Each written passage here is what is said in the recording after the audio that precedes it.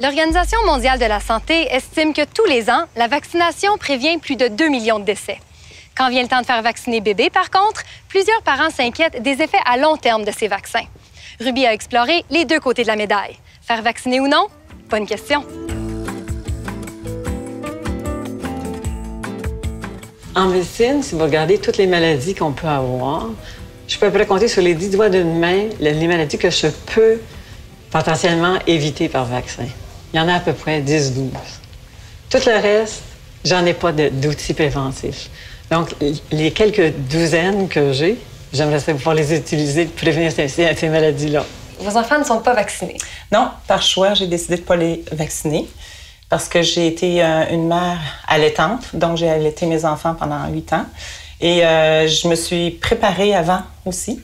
Donc, j'ai nettoyé mon terrain. J'ai augmenté mon système immunitaire dans le but d'avoir mes enfants, de les allaiter et puis de prévenir la maladie ou les microbes ou les virus.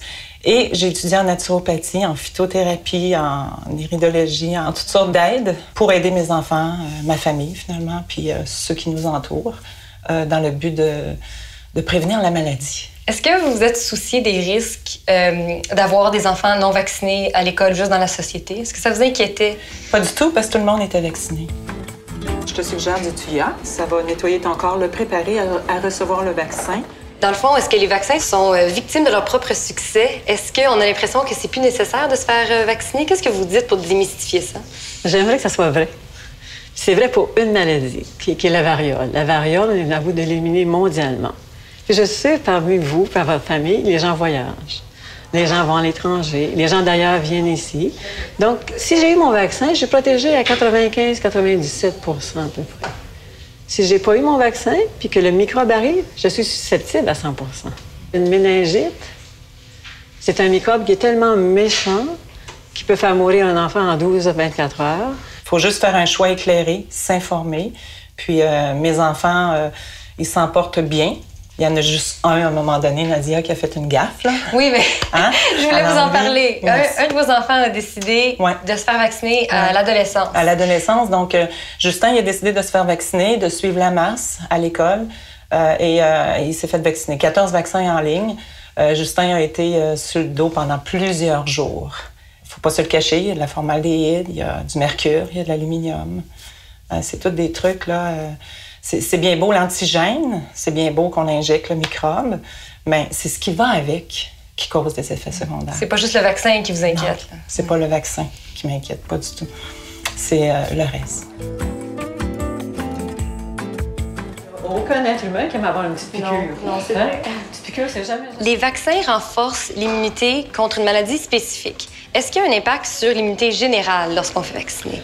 Il y a moins d'antigènes que ce qu'un enfant va toucher quand il va mettre un objet qu'il fait par terre, qu'il met dans sa bouche, qu'il va respirer à tous les jours. Notre corps humain, notre immunité, elle peut en même temps s'occuper de milliers et de milliers d'antigènes en même temps. Il y a beaucoup de parents qui pensent, si tous les petits copains sont vaccinés, le mien est protégé. Oui, c'est vrai que ça donne une certaine protection aux gens alentours, mais si jamais le microbe s'infiltre, la personne qui n'est pas vaccinée est sensible à 100 Je vais vous donner un exemple. Peut-être dans une classe, il y a un enfant qui a une leucémie dans la classe. Parce que moi, j'ai pas eu mon vaccin, est-ce que je protège cet enfant-là? Qui a une immunité qui est atténuée. T'sais, on a une responsabilité sociale de se protéger pour protéger les autres. Et ça inclut nous tous. Il faut qu'on soit à jour. Les risques sont... C'est d'un côté ou de l'autre. OK? Faut juste être informé. S'il y a une génétique déficiente, ben oui, la vaccination est là. Mais je dois vous dire que la vaccination homéopathique est là aussi, sans les adjuvants chimiques, sans les additifs chimiques. Donc, on a d'autres options. Je vous informe que ça existe. Il y a d'autres options. Il y a d'autres options. Comment vous gérez les inquiétudes des parents qui vous approchent et qui vous posent des questions? Quels sont les grands arguments là, pour les parents inquiets? Non, moi, je respecte beaucoup. C'est à petite dose. Je répète l'importance. Je répète les effets secondaires de la maladie, parce que c'est toujours pire que le vaccin.